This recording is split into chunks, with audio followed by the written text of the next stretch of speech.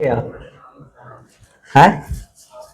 Hello everyone, स्वागत है आप सबों का अपने यूट्यूब चैनल डॉक्टर चेतन सर पे। आज हम लोग देखेंगे कक्षा 12वीं के हिंदी का अध्याय नंबर 6 काव्य खंड में कविता में, है ना, जिसका चैप्टर का नाम है तुमुल कोलाहल कलम में, है ना। तुमुल कोलाहल कलम में। पहले इसके अर्थ को जान लेते हैं। हिंदी है तो इसमें ज्यादा से ज्यादा अर्थ को ही जानना पड़ेगा, तो हम लोग अर्थ को जानने की कोशिश करते हैं। तुमुल और यहाँ है कोलाहल, कोलाहल और यहाँ है कलह, कलह। में तो हो गया कि इस काम में, जैसे में होता है तो क्या होता है, दुख में। तो जब दुख की स्थिति होगा तो उस समय जब आप कुछ करेंगे तो होगा दुख में। अब सुख है, सुख में अगर कोई चीज करिएगा तो सुख में। तो यहाँ पे है कि कलह में, यहाँ पे है कि कलह में।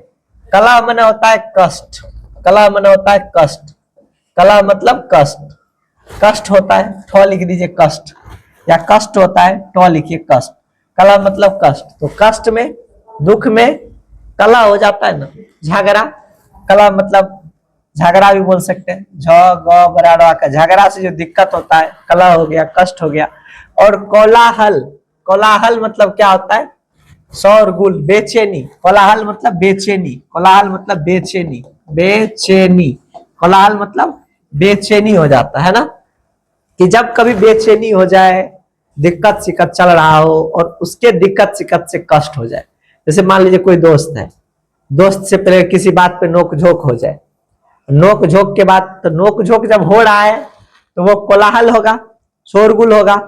अब उसके बाद दोनों दुश्मनी में बदल जाएगा, तो दुश्मनी से फिर कष्ट हो जाएगा, तो वो हो गया कलह। तो वही बात कह रहा है कि तुमुल, तुमुल, तुमुल कोलाहल कलम में। अब तुमुल, तुमुल मतलब हुआ मेन जड़, मूल मतलब जड़ होता है। कभी कभी पढ़े होंगे आप लोग कि मूल, मूल मतलब जड़ होता है ना। तो यहाँ पे लिखा है तुमुल, कि मेन जड़ क्या है, और उस जड़ के कारण जो बेचैनी होता है, उसमें कष्ट होता है। तो वो कष्ट के बारे में लिखा गया है कि आदमी को कष्ट कब होता है। तो सबसे पहले इसके लेखक को हम पढ़ेंगे, और तुमुल कोलाहल के लेखक जो है के लिखे, इसको के लिखे तुमुल कोलाहल, जयशंकर प्रसाद, जो छायावादी युग के कवि थे। तो पहले हम लोग जयशंकर प्रसाद जी के बारे में उसका जीवनी पढ़ेंगे, तो फिर हम लोग यहाँ से आगे जाएंगे। तो चलिए लेके चलते हैं आप लोग को जयशंकर प्रसाद के जीवनी के बारे में। तो ये रहा जयशंकर प्रसाद जी, तो इनका हम लोग अभी स्टडी करेंगे। चलिए स्टार्ट करते हैं जयशंकर प्रसाद जी के बारे में, ठीक है। तो सबसे पहले जयशंकर प्रसाद जी के बारे में पढ़ेंगे। तो सबसे पहले इसका नाम है जयशंकर प्रसाद, जयशंकर प्रसाद। तो ये जो जयशंकर है, ये अपने आप में दो वर्ड है, एक है जय और एक है शंकर। तो जय का विलोम क्या होता है, जय का विलोम होता है पराजय, जय का विलोम पराजय। और शंकर तो आप जानबे करते हैं, साक्षात महादेव को कहा जाता है, तो शंकर, ठीक है। अब प्रसाद, तो ठीक है, तो प्रसाद में कौन सा उपसर्ग लगल है, प्र उपसर्ग लगल है, प्र जोड़ साध बराबर प्रसाद, तो प्र उपसर्ग से बना हुआ है। और जयशंकर का जब संधि विच्छेद करिएगा तो जय जोड़ शंकर, जयशंकर हो जाएगा। जय का विलोम हो गया पराजय। बाकी ये लिखे, इसके नाम का अर्थ निकाल लिए। अब नाम है इनका जयशंकर प्रसाद, ठीक है। और जन्म इनका हुआ था, जन्म इनका हुआ था 1889 ईस्वी को, 1889 ईस्वी को माघ शुक्ल दशमी, शुक्ल शुक्ल पक्ष के 10वीं संवत 1946 में। और 1946 आपको कुछ याद आ रहा है, 1946 से आप लोगों को कुछ याद आ रहा है, क्या हुआ था 1946 में? कैबिनेट मिशन आया था ना, कैबिनेट मिशन 1946 में आया था, ठीक है। अब निधन हुआ था 15 नवंबर 1937 में, 15 नवंबर 1937 में, 15 नवंबर 1937 में। जन्म स्थान था वाराणसी, और यह वाराणसी का है उत्तर प्रदेश में, वाराणसी का है उत्तर प्रदेश में, वाराणसी उत्तर प्रदेश में। इनके पिता का नाम था देवी प्रसाद साहू, देवी प्रसाद साहू। इनके पिता का क्या नाम था, देवी प्रसाद साहू। और पितामह यानी दादाजी का नाम था, पितामह यानी दादाजी का नाम था शिवरत्न साहू, शिवरत्न, शिवरत्न साहू, जिसको सुरती साहू के नाम से जाना जाता था, क्योंकि तंबाकू बनाने के कारण इनको सुंगनी साहू कहा जाता था। तंबाकू बनाने के कारण जयशंकर प्रसाद के दादाजी को, जो इनके दादाजी थे शिवरत्न साहू, इनको सुरती यानी सुरती कहा जाता है, तंबाकू को सुरती कहा जाता है। वही 80 चुटकी 90 ताल, खैनी लटक कर मुंह में डाल, तब देखी खैनी के कमाल, है ना। तो तंबाकू बनाने के कारण इनके दादाजी को सुंगनी साहू के नाम से जाने जाते थे। जयशंकर प्रसाद दादाजी को सुंगनी साहू के नाम से जाने जाते थे। तो अभी तक में कौन कौन सा क्वेश्चन पूछा जा सकता है? अभी तक में ये क्वेश्चन पूछा जा सकता है कि जय का विलोम क्या होता है? पराजय। ठीक है। प्रसाद में कौन सा उपसर्ग है? पर उपसर्ग है। जयशंकर का संधि विच्छेद क्या होगा? जय जोड़ शंकर। बाकी ये पूछा जा सकता है उसके बाद कि जयशंकर प्रसाद का जन्म कब हुआ था? 1889 में। ठीक है। और उसके बाद संवत 1946 चल रहा था उस समय। निधन हुआ था 15 नवंबर 1937 में। और 1946 में हम आपको बताए थे कैबिनेट मिशन भी भारत आया था कि नहीं आया था।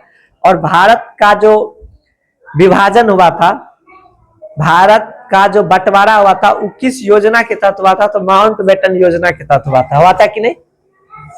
और स्वतंत्र भारत के प्रथम गवर्नर जनरल कौन थे? Lord Mountbatten. और उसी ने बंटवा दिया था। और भारत के प्रथम भारतीय कौन थे? तो सिराज गोपालाचारी थे कि नहीं थे? सिराज गोपालाचारी थे। क्या याद आ रहा है बात से? और इसके पिता थे देवी प्रसाद साहू और इसके दादा थे पितामह शिवरत्न साहू। तो क्वेश्चन यहां से भी बनता है कि जयशंकर प्रसाद के पितामह कौन थे? तो शिवरत्न साहू, पहला क्वेश्चन। उसके बाद क्वेश्चन पूछ देगा जयशंकर प्रसाद के पितामह किस नाम से प्रसिद्ध थे? तो सुंगनी साहू के नाम से। नेक्स्ट क्वेश्चन बनता है कि जयशंकर प्रसाद के पितामह को सुंगनी प्रसाद साहू क्यों कहा जाता था? तंबाकू बनाने के कारण। तंबाकू बनाने के कारण। वैसे तंबाकू खाने से क्या होता है? कैंसर। तंबाकू खाने से क्या होता है? कैंसर क्या है? एक घाव। कैंसर क्या होता है? एक घाव। जब कोई घाव बड़ा हो जाता है तो उसको कैंसर कहते हैं। पुराने जमाने में उसी को कहता था कोयर फूट जा, कुष्टी फूट जा, उसी को आजकल कैंसर का। उस समय लोग पढ़ा लिखा नहीं था तो सीधा कर उसी को कैंसर बोलते हैं ना। अब देखो शिक्षा 8वीं तक, केवल 8वीं तक पढ़े थे और बड़े कवि थे। सोचिए उस समय का टीचिंग कितना एडवांस था। संस्कृत भी पढ़े थे, हिंदी भी पढ़े थे, फारसी भी पढ़े थे। उर्दू की शिक्षा घर पर नियुक्त शिक्षक के द्वारा। इसके पिताजी देवी प्रसाद साहू और इसके दादाजी शिवरत्न साहू, इनको पढ़ने लिखने की व्यवस्था घर पे ही किए थे। तो घरे पे ही सब पढ़े थे। संस्कृत, हिंदी। संस्कृत तो जानबे करती है, ओम भूर्भुवः स्वः तत्सवितुर्वरेण्यम्। और हिंदी तो जानबे करते हो, मैं जाता हूँ, मैं खाता हूँ। फारसी, ये उर्दू हो गया, उर्दू का लिपि है। फिर उर्दू फारसी, अब फारसी से तब दूसरे टाइप का हो गया। शिक्षा घर पे ग्रहण किए। विशेष परिस्थिति में क्या था? सो देखो, विशेष परिस्थिति यह है इसके साथ कि 12 वर्ष की अवस्था में पितृविहीन, इसके पिता का ही निधन हो गया। जब बेचारे 12 साल के हुए तो पिता मर गए। नहीं होना चाहिए ऐसा। 12 साल हुए तो कौन मर गए? पिता मर गए। पितृविहीन। अब इसमें क्वेश्चन ये पूछ सकता है चंचल कि पितृविहीन में कौन सा समास है? पितृविहीन, पिता से विहीन, तत्पुरुष समास है। आपादान तत्पुरुष, जहां जुदाई या अलगाव का बोध हो उसे हम आपादान कारक कहते हैं। तो पितृविहीन में कौन सा समास है? तत्पुरुष समास है। कौन सा समास है? तत्पुरुष समास है। ठीक है। अवस्था, अवस्था माने होता है, अवस्था माने स्टेज, कि कितना साल के थे? तो इसके पिता मरे थे 12 वर्ष की अवस्था। कितना वर्ष की अवस्था में? 2 वर्ष बाद माता की भी मृत्यु होगी। 2 वर्ष बाद माँ की भी मृत्यु होगी। 12 वर्ष में पिता की मृत्यु हो गई, 2 वर्ष में माँ की मृत्यु होगी। परिवार में गृह कला का सामना करना पड़ा। गृह कला, इसका जब आप लोग समास कहोगे कि इसमें क्या होगा? गृह कला, गृह का कला, गृह में कला, गृह कला यानी गृह में कला। अधिकरण तत्पुरुष में पद, अधिकरण में पद। घर में जब कला हो, घर में जब लड़ाई हो जाए, घर में जब झगड़ा हो जाए तो उसको कलह कहते हैं। कोई 3 भाई है, लड़ाई हो जाए, कलह हो गया। 2 भाई है, लड़ाई हो जाए, कलह हो गया। पति पत्नी में उठापटक हो जाए, कलह हो गया। तो इसीलिए इस चैप्टर का नाम है तुमुल कोलाहल कलह। तुमुल, तू माने तुम, हम खुद, मूल मतलब जड़। मैं खुद कला में हूं, मैं खुद कष्ट में हूं, मुझे कुछ फूर नहीं रहा है, इसीलिए इस चैप्टर का नाम है तुमुल कोलाहल कलह में। तो गिरी कला की स्थिति। अब बाप मर गया, मैं मर गया, लड़का 14 साल का है, बापू चला गया 12 साल में, 14 साल में मैं चला गया, तो कलह तो होवे नहीं करेगा। अरे होगा कि नहीं होगा? अरे बोलिए, कलह मैंने क्या? कष्ट की स्थिति। कौन सा कलह? कौन सा? कष्ट की स्थिति, कमी की स्थिति। बोलिए, कला हो गया। ज्येष्ठ भ्राता, ज्येष्ठ भ्राता, भ्राता मतलब क्या होता है? भाई। भ्राता मतलब भाई होता है ना। ज्येष्ठ, जेठ भाई शंभु रतन की मृत्यु। अब तरी से संकट की स्थिति। अरे गजब यार, पिता भी मर गया, माए भी मर गया, बड़का भाई भी मर गया, पिता भी मर गया, माए भी मर गया, और बड़का भाई भी मर गया। किसका हो? जयशंकर प्रसाद की। जयशंकर प्रसाद। संकट की स्थिति, संकट। अब यहाँ पे संकट है, तो संकट का तुम लोगों को चंचल संधि विच्छेद पूछ सकता है कि संकट का संधि विच्छेद क्या होता है। सम जोड़ कट बराबर संकट, सम जोड़ कट बराबर संकट की स्थिति उत्पन्न हो गई। सभी उत्तरदायित्व प्रसाद जी के कंधों पर आ गया। सब कुछ करना धरना, परिवार को लेके चलना, अब ये सब बात किसके ऊपर आ गया? जयशंकर प्रसाद के ऊपर। तो बताइए, जयशंकर प्रसाद छायावादी युग के कवि थे। जयशंकर प्रसाद का जन्म कब हुआ था? कितना? बोलिए, देख के ऊपर में तो लिखा हुआ है 1889, 1889। और निधन, निधन लिखा हुआ है 15 नवंबर 1937 में। और जन्म स्थान वाराणसी। वाराणसी का है? यूपी में। इसके पिता कौन थे? देवी प्रसाद साहू। पितामह कौन थे? शिवरत्न साहू। शिवरत्न साहू किस नाम से प्रसिद्ध थे? सुगनी साहू के नाम से। इसका शिक्षा कहाँ तक हुआ था? 8वीं तक। कौन कौन भाषा पढ़े थे? हिंदी, संस्कृत, उर्दू, फारसी। हिंदी, संस्कृत, उर्दू, फारसी। शिक्षा कहाँ प्राप्त किए थे? घर पे। कितने वर्ष के थे तो पिताजी चल बसे?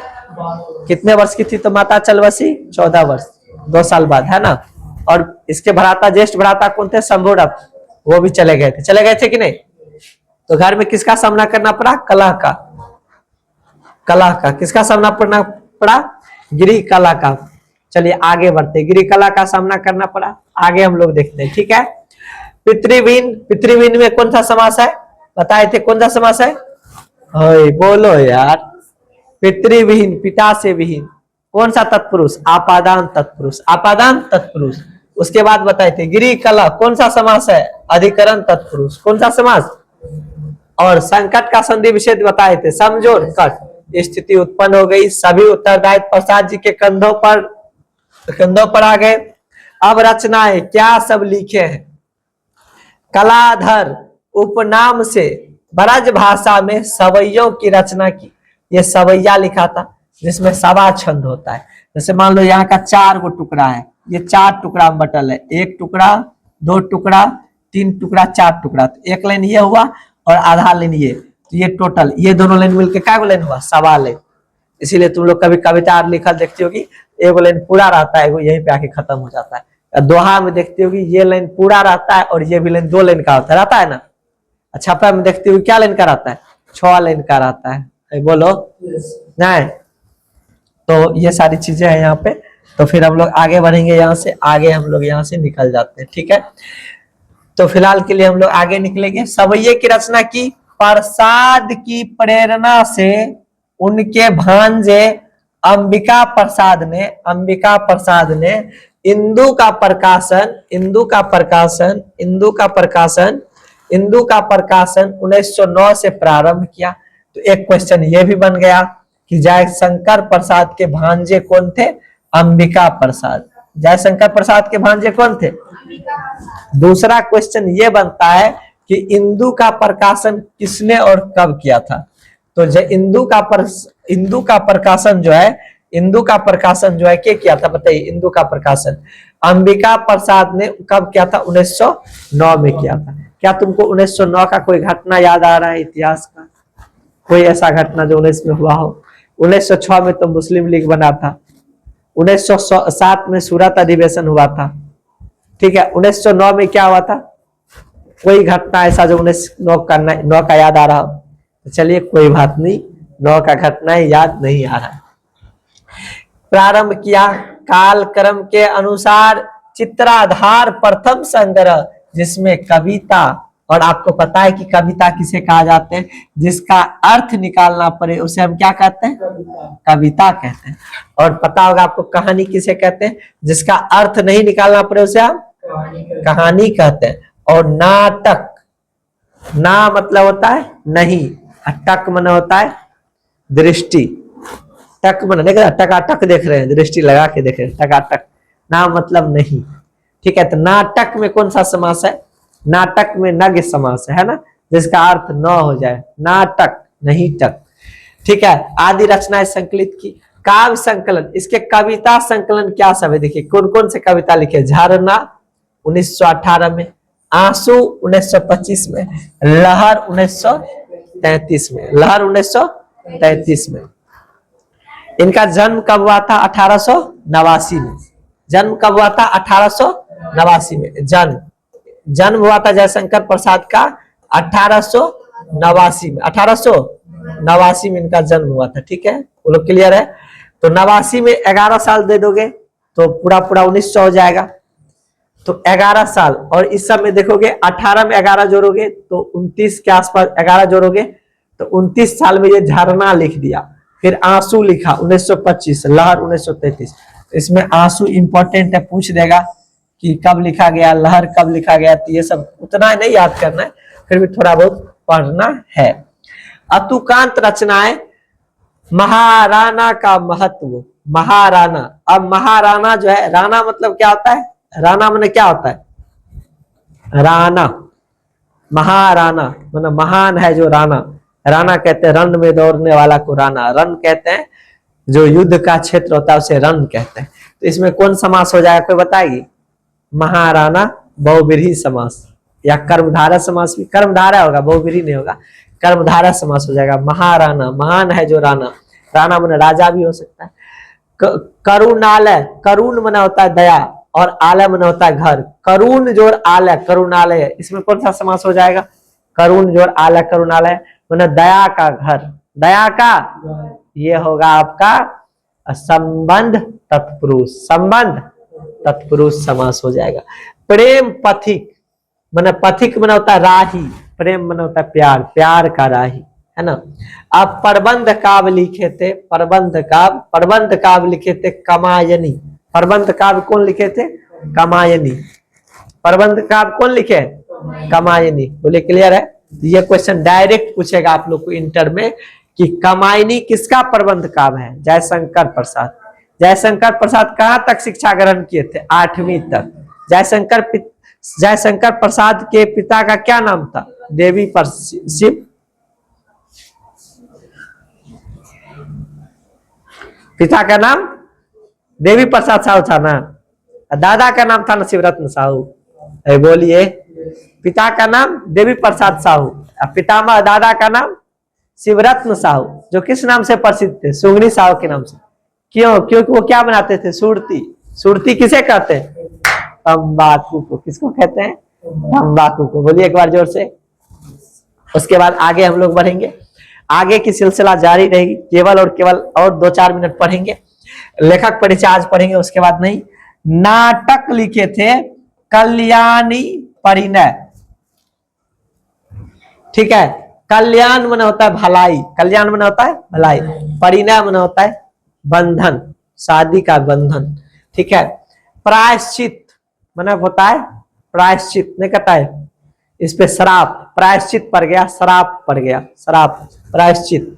राजश्री, विशाख, विशाख कामना, जन्मे जय का नाग यज्ञ, स्कंदगुप्त, एक घूट, चंद्रगुप्त के बारे में तो चंद्रगुप्त 1931, ध्रुव स्वामिनी और कथा संग्रह। कहानी लिखे थे छाया। कब लिखा गया? 1900।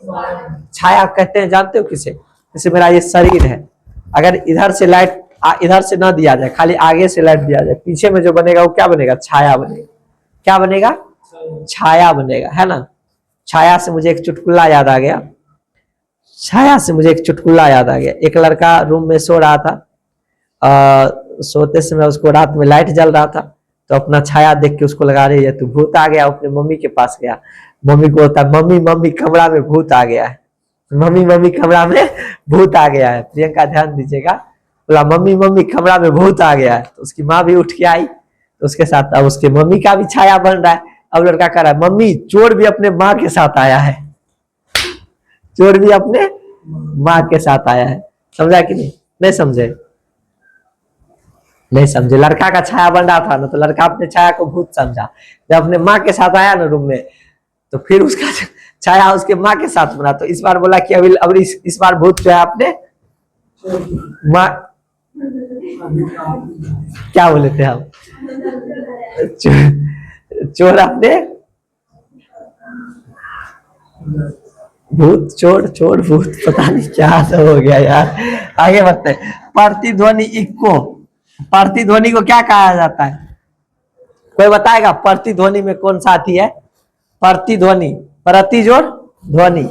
वैसे प्रतिध्वनि में संधि विच्छेद मत करना, अगर संधि विच्छेद करोगे तो दीर्घी का मात्रा लगेगा तो गलती हो जाएगा।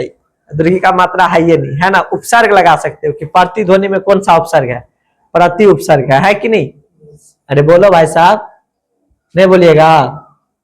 इसमें लगा सकते हैं कि इस जन्म जय में कौन सा आती है, संधि विच्छेद जब करिएगा तब इसमें कर सकते हैं संधि विच्छेद। फिलहाल के लिए हम लोग आगे बढ़ते हैं।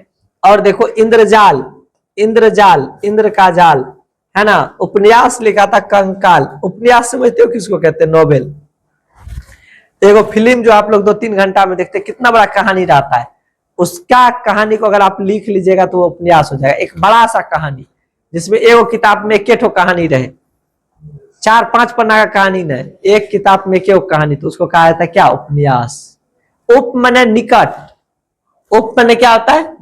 निकट। उप माने निकट होता है। न्यास मतलब होता है कि न्याय के निकट जाता है। और कोई भी फिल्म है ना, उसमें न्याय ही दिखाया जाता है कि गुंडा को हीरो मार के पार देता है लास्ट में। तो न्याय के जब निकट कोई चीज को लिखा जाता है तो उसको क्या कहा जाता है? आप देखेंगे सत्यवादी राजा हरिश्चंद्र, उसमें भी दिखाया जाता है कि न्याय को किस प्रकार से, तो न्याय के जो निकट हो जाए उसे उपन्याय, उपन्यास कहते हैं। कंकाल, तितली, तितली तो आप लोग जानबे करते हैं। और आप लोग इंटर में पढ़ रहे हैं तो इंटर में एगो चांदी के तितली भी है, शायद पूरक मैथिली तिलकौर में, तिलकौरे नाम है ना मैथिली का, उसमें है तितली भी है। और इरावती, अपूर्ण, अपूर्ण में कौन सा समास है सो बताइए? अपूर्ण में आपका जो समास है, अपूर्ण मतलब पूरा नहीं, तो नग समास है। जो अ से स्टार्ट होता है उसमें कौन सा समास होता है? नग समास होता है। तो हम लोग थोड़ा सा आगे बढ़ेंगे और आगे बढ़ेंगे थोड़ा सा और आगे बढ़ेंगे, और हम लोग यहाँ से जल्दी जल्दी पढ़ लेंगे। उसके बाद हम लोग लूसेंट को पढ़ेंगे। लूसेंट एग्जाम अगर पढ़ लिए हो तो अधिकतर एग्जाम ऐसे पास कर जाओगे। लूसेंट किताब अगर पढ़ लिए हो तो, दोनों किताब लूसेंट का। भाई दिव्य क्लास ठीक से चल नहीं रहा है। अगर 11 बजे से क्लास अगर चल जाए 2 बजे 3 बजे तक, तो भाई साहब समझो नॉलेज नहीं, नॉलेज का भरमार हो जाएगा। तब अशोक से शुरू करोगे, नहीं नहीं नहीं, अशोक से नहीं, मौर्य से शुरू करोगे, बिंदुसार तक आओगे, अशोक से आओगे, अशोक का बेटा महेंद्र तक आओगे, महेंद्र के बेटा दशरथ तक आओगे, फिर बाकी यहां तक आगे चलोगे। अशोक के पास भी 10 गो मौर्य सम्राट शासन किया था, पता है कि नहीं? समझ आए कि नहीं? और चंद्रगुप्त मौर्य से पहले अगर जाओगे तो बिम्बिसार के पास जाओगे, अजात शत्रु के पास जाओगे, अजात शत्रु का बेटा उदयन के पास जाओगे, और उदयन फिर शिशुनाग, लास्ट में नाग दशक के पास आया था कि नहीं? जब उससे पहले जाओगे और पीछे जाओगे, जब मुगल वंश के काल में जाओगे, मध्य काल में, तो बाबर के पास जाओगे, बाबर से निकलोगे तो हुमायूं के पास जाओगे, हुमायूं से अकबर के पास, अकबर से जहांगीर के पास, उससे शाहजहां के पास, शाहजहां से औरंगजेब के पास, फिर उसके बाद बहुते अभी आया था, बहादुर शाह जफर वगैरह वगैरह आया था। बहुत सारे वंश हम लोग लूसेंट को पढ़ेंगे, टाइम लगेगा। अगर 11 से पढ़ते हैं, 11 से 12, 12 से 1, 1 से 2, 2 से 3, अगर 3 बजे तक क्लास आप लोग को देते हैं, वैसे अगर आप लोग 10 से 3 तक अगर रेगुलर हमसे पढ़ लेते हैं, उम्मीद करिए कष्ट होगा लेकिन एग्जाम हम लोग का जरूर निकल जाएगा। लड़कियों का जो कट ऑफ मार्क रहती है लड़कों से 10-15 नंबर कम रहबे करता है। आपको लड़का से 10-15 नंबर कम पे आपको जॉब हो जाएगा, कन्फर्म रहिए। 10 नंबर आप करें मेरा कमजोर है विषय, तो कौन मैथ कमजोर है, मैथ बनेबे नहीं करिएगा, बात तो हो ही गया ना। जीके तो मजबूत है, सब तो रटबे करता है। अब अशोक के शिला 14 शिलालेख था और कलिंग युद्ध का वर्णन 13वां शिलालेख में किया गया था। अशोक के 14वें शिलालेख में कहा गया था कि सभी प्रजा को धार्मिक जीवन व्यतीत करे, और अशोक के प्रथम शिलालेख में कहा गया है कि नरबलि प्रथा पे रोक लगाया जाए। अशोक के द्वितीय शिलालेख में कहा गया है कि प्राणी और जंतु और मनुष्य, नर और जंतु सभी के स्वास्थ्य की देखरेख किया जाए। अशोक के छठा शिलालेख में कहा गया है कि खुद कंट्रोल करने के लिए कैसे। अशोक के बाकी शिलालेख में कहा गया है कि अशोक ने कहाँ कहाँ भ्रमण किया। अब सांची स्तूप कहाँ पे है, कहाँ बनाया गया, तो आप अभी देखे थे मध्य प्रदेश में बनाया गया था, फिर उसका कोई जीर्णोद्धार किया था। फिर राजगीर में भी एक शांति स्तूप था, और भगवान बुद्ध के लिए जो उस बौद्ध धर्म में जो स्तूप बनाए जाते थे राजकुमारी, 84,000 स्तूप बनाए गए थे। बौद्ध धर्म के भिक्षु को रहने का जो जगह था उसको विहार कहा जाता था। और सम्राट अशोक ने जब पुरातत्व लिखाना स्टार्ट किए तो गुहा लेख भी लिखा है कि नहीं, और गुहा लेख लिखा है, और क्या लिखा है, शिलालेख लिखा है, गुहा लेख लिखा है। फिर अच्छा, सम्राट अशोक को ये शिलालेख और गुहा लेख लिखाने की प्रेरणा जो है ईरान के राजा से मिला था। वही ईरान जहाँ पे तेल का खजाना है, अभी अमेरिका को ध्वस्त कर दिए कि नहीं। जब आगे जाएंगे तो 16 महाजनपद था, 16 महाजनपद में आप लोग को पूरा डिटेल में पढ़ना है।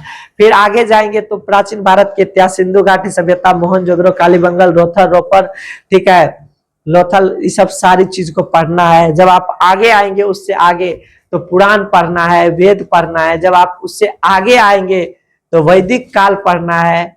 उससे जब आगे आएंगे तो आर्य के बारे में भी हम लोग पढ़ते रहेंगे 5-6 घंटा 4 घंटा, तो दिमाग में एडजस्ट हो जाएगा। फिलहाल के लिए थोड़ा सा आगे बढ़ जाए हम लोग। आधुनिक हिंदी काव्य की स्वच्छंद, इसका संधि विच्छेद पूछेगा तुम लोग को इंटर में। स्वच्छंद क्या होता है, स्वजोड़, स्वच्छ जोड़, इस सबका देख लेना। स्वच्छंद, ठीक है, स्वच्छ, स्वजोड़ छंद बराबर स्वच्छंद। इसमें चौथा वर्ड बन जाता होगा, तीसरा वर्ड बन जाता होगा। काव्य धारा के अंतर्गत का भी पूछ सकता है। अंतःजोरगत छायावादी काव्य प्रवाह के प्रवर्तकों में जयशंकर प्रसाद, तो पहला क्वेश्चन तो यही बनता है कि जयशंकर प्रसाद छायावादी कवि थे। कैसे कवि थे, छायावादी कवि थे जयशंकर प्रसाद, सुमित्रा नंदन पंत, महादेवी वर्मा, सब थे ना छायावादी कवि किसे कहा जाता है, जो छाया को भी देख के कविता लिख देते थे, उसे छायावादी कविता कहा जाता है। छाया प्रदान किया, लोगों को बताया कि ऐसे नहीं करना चाहिए, एक छाया का काम किया, कविता छाया से समाज को सुधारने का काम किया। कहा जाता है कि literature is the mirror of the society, face is the mirror of the mind, but literature is the mirror of the society. साहित्य ही समाज की दर्पण होती है, साहित्य ही समाज की, अगर कोई समाज कैसा है ये जानने के लिए उस समाज का आपको साहित्य को पढ़ना पड़ेगा। अंग्रेज का देश कैसा है ये जानने के लिए आपको इंग्लैंड जाने की जरूरत नहीं है, बस वहां का आप किताब पढ़ लीजिए, है कि नहीं, उसके बारे में आपको पता चल जाएगा। छायावाद मतलब होता है सिद्धांत, वाद मतलब क्या होता है, सिद्धांत। हिंदी की आधुनिक कविता में स्वच्छंदतावाद के ही एक विशिष्ट रूप को कहते हैं। इस विशिष्ट भावधारा में व्यक्ति चेतना, स्वानुभूति, प्रकृति साहचर्य, उन्मुक्त प्रेम, ये क्वेश्चन पूछेगा। उन्मुक्त प्रेम क्या है, उन्मुक्त जिसपे कोई लगाम नहीं है, कोई उसको, जैसे चिड़िया है, चिड़िया उन्मुक्त है, हम लोग मुक्त नहीं है, हम लोग गुलाम है। किसके गुलाम है, तो बच्चों के गुलाम है, पिता के गुलाम है, सब लोग मोह माया में जकड़े हुए हैं, लेकिन चिड़िया उन्मुक्त है। कहता है हम उन्मुक्त, चिड़िया का एगो कविता याद किए थे हम, बहुत पहले पढ़े थे कि हम पंछी उन्मुक्त गगन के। चिड़िया कह रही हम पक्षी हैं, किस गगन के? उन्मुक्त गगन, जो बहुत बड़ा गगन है, हम कहीं भी जा सकते हैं, कुछ भी सोच सकते हैं। तो उन्मुक्त उसको कहा जाता है कि जो बड़ा प्रेम है, प्रेम का कोई सीमा नहीं है, उस प्रेम को ही उन्मुक्त प्रेम कहा जाता है। कैसा प्रेम कहा जाता है? अगर आप जान मांगेंगे जान दे देंगे, दिस प्रेम इज कॉल्ड उन्मुक्त प्रेम, है ना। उन्मुक्त प्रेम लव है, नहीं है, इसी प्रेम को उन्मुक्त प्रेम कह सकते हैं। कल्पनाशीलता, कल्पना मन होता है आप कल्पना करिए, और कल्पना कौन आदमी करते हैं? कौन आदमी ज्यादा कल्पना करता है, ज्यादा सोचता कौन आदमी है? जो आदमी ज्यादा पढ़ता है, वो आदमी ज्यादा सोचता है। जो आदमी ज्यादा पढ़ता है वो आदमी ज्यादा सोचता है। कभी लोग ज्यादा सोचते हैं, कभी लोग ज्यादा लिखते हैं, तो ज्यादा सोचते हैं। कहा गया है जहां न पहुंचे रवि वहां पहुंचे कवि। ये पता है ना आप लोग को? एक बार की बात है, कवि सम्मेलन से लौट रहे थे। जब कवि सम्मेलन से लौट रहे थे, हिंदी सम्मेलन से, तो रात हो गया था, तो बारिश होने लगा। नाला था, नाला, सड़क के किनारे नाला था, तो कवि आते आते कुछ पी खा भी लिए थे, तो नाला में गिर गए। उधर से इतना नाला का पानी आ रहा था, कवि को बहा के लेके चले गए दूसरा नाली में। वो नाली ऊपर से बंद था। अब रात में कभी वहीं पे नाली में फंस गए, तो वहीं पे भर रात थे, कुछ खाए पिए थे, तो मतलब समझ ही सकते हो, नींद आ गया बेचारा को। सुबह जब नींद खुला 10 बजे, तो देखा बाप रे, यहाँ तो सूरज का रोशनी तक भी नहीं आया है। तो वहां पे उसने कहा कि जहां न जाए रवि, रवि मन सूर्य का रोशनी, वहां पे चल जाए कवि, वहां पे चल जाए कवि। इसीलिए कहा गया कि जहां न जाए रवि वहां जाए कवि। कभी कभी पहाड़ से बात करने लगता है, करने लगते हैं, तो कभी कभी फूलों से बात करने लगते हैं, तो कभी कभी आम के पैरों से बात करने लगते हैं। आप 10th में पढ़े होंगे, बूढ़ा वृक्ष, एक वृक्ष की हत्या कुंवर न रहे, पढ़े हैं कि नहीं? मैं जब अपने दरवाजे पे जाता हूँ, तो मुझे बूढ़े वृक्ष चौकीदार के रूप में लगता है, और कहता है कौन? वृक्ष कभी कहेगा कौन? तो कभी कभी वृक्ष से बात करते हैं, कभी पहाड़ से, तो कभी पुष्प से। तो उन्मुक्त प्रेम, कल्पनाशीलता, स्वातंत्र्य भावना आदि। नवीन, नवीन का विलोम शब्द होता है आधुनिक। नवीन का आधुनिक नहीं, इसका पर्यायवाची हो गया आधुनिक, नवीन का प्राचीन होगा। भावों की उत्कट चेतना थी और अभिव्यक्ति पद्धति में लाक्षणिकता, चित्रात्मकता। चित्रात्मक लिपि कौन था बताओ? हड़प्पा सिंधु घाटी सभ्यता की लिपि कैसी थी? भाव चित्रात्मक थी। सिंधु घाटी सभ्यता की लिपि क्या थी? भाव चित्रात्मक थी। तो सिंधु घाटी सभ्यता से क्वेश्चन क्या पूछा जाता है? एक सींग वाले गेंडे का प्रमाण कहां से मिला है? चावल का प्रमाण कहां से मिला है? उसके बाद चूड़ी का पहचान कहां से मिला है? मृतकों का टीला किसे कहा जाता है? हल का प्रमाण कहां से मिला है? पके हुए ईंट का प्रमाण कहां से मिला है? विशाल स्नानगार कहां से मिला है? यही सब क्वेश्चन वहां से आता है। अमूर्त, अमूर्त, अमूर्तन, रहस्यात्मक, दार्शनिकता, संगीतिकता और आदि का आग्रह था। आग्रह माने मांग था। छायावादी काव्य भाषा भी अभिव्यक्ति के अनुरूप तत्सम प्रधान। तत्सम किसे कहता है कोई बताओ? तत्सम, तद्भव, देशज और विदेशज।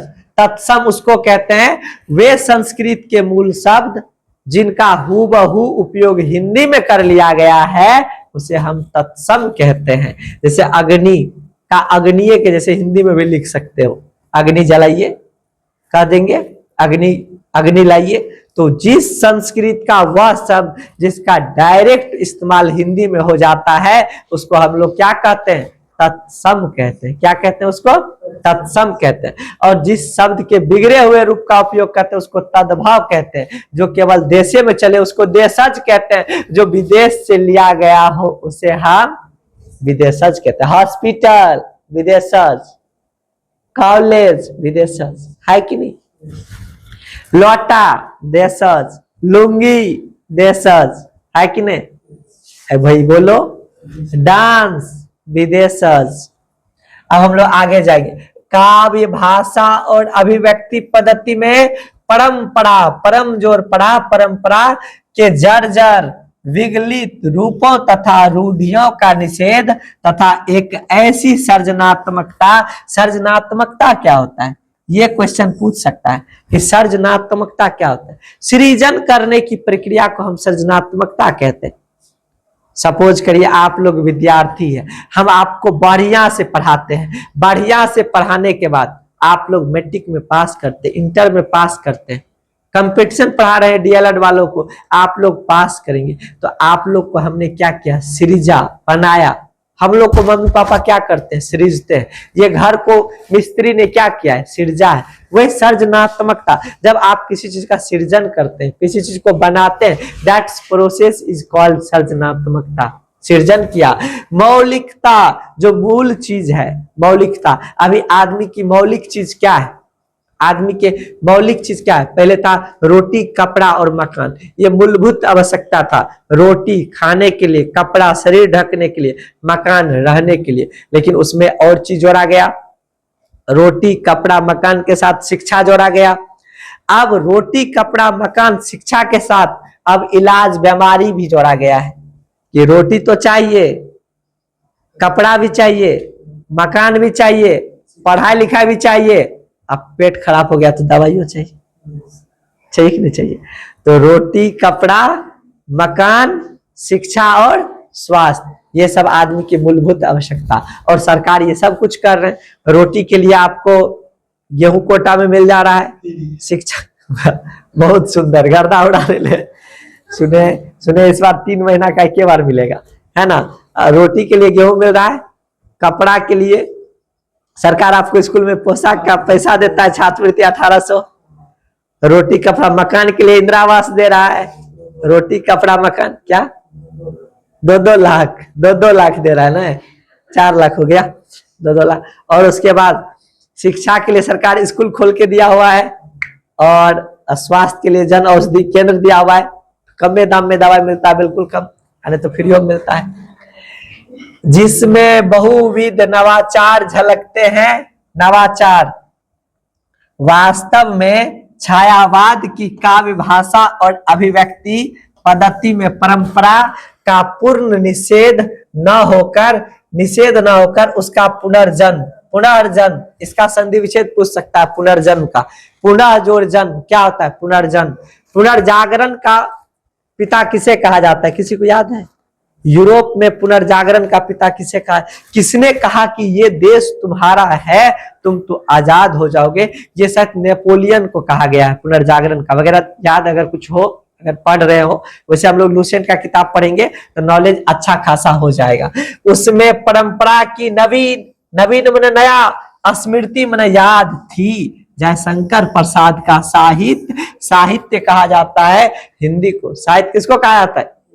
अब ये पूरा क्लास में आप इतना देर से पढ़ रहे हैं, कुछ ना कुछ तो जरूर सीखे होंगे कि नवीन का विलोम होगा प्राचीन, नवीन मन नया, स्मृति मन याद, पुनर्जन्म मतलब फिर से जन्म। इसका पुनर्जागरण का उद्धार करने वाले आए थे, राजा राम मोहन राय थे कि शायद नेपोलियन, ये सब थे।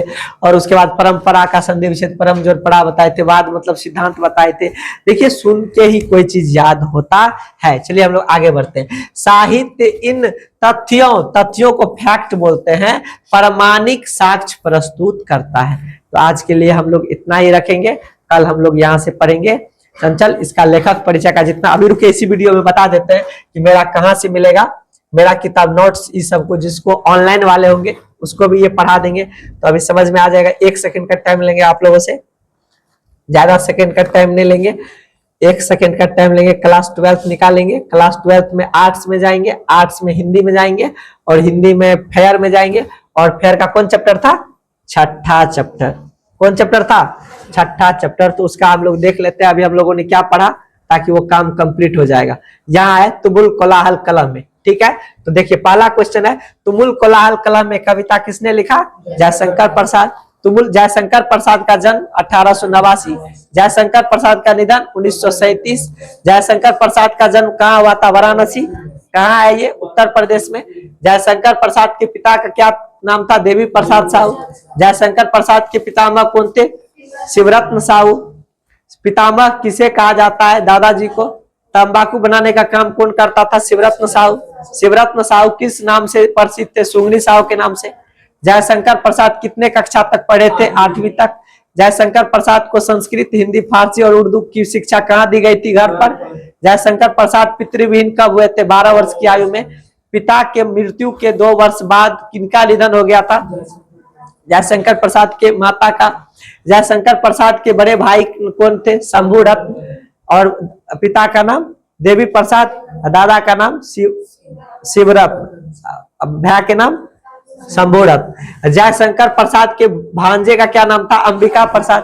भांजे ने क्या लिखा था? क्या लिखा था? आगे लिखा होगा इंदु। इंदु का प्रकाशन 1909 में किसने किया था? अंबिका प्रसाद। 1909 में हम लोग इतिहास की कोई घटना को याद नहीं कर पाए थे। जयशंकर प्रसाद के प्रथम संग्रह में क्या संकलित है? कहानी, नाटक आदि। झरना कविता कब और किसने लिखा? 1918 में जयशंकर प्रसाद। जयशंकर प्रसाद का आंसू कब प्रकाशित हुआ? 25। लहर कविता कब और प्रकाशित हुआ? 33 में जयशंकर प्रसाद। महाराणा का महत्व करुणालय, ये जयशंकर प्रसाद की क्या है? हाँ ठीक है। जयशंकर प्रसाद का प्रबंध काव्य कौन था? कमायनी। कमायनी कब लिखा गया था? 1936 में लिखा गया था। जयशंकर प्रसाद के नाटक क्या सब है? कल्याणी, परिणय, प्रायश्चित, राजश्री, विशाख, कामना। हमको लग रहा है इसमें आकार छूटा है शायद, विशाखा होगा। कामना, जन्मेजय, स्कंदगुप्त, एकभूत, चंद्रगुप्त। ठीक है, उसके बाद हम लोग आगे जाएंगे।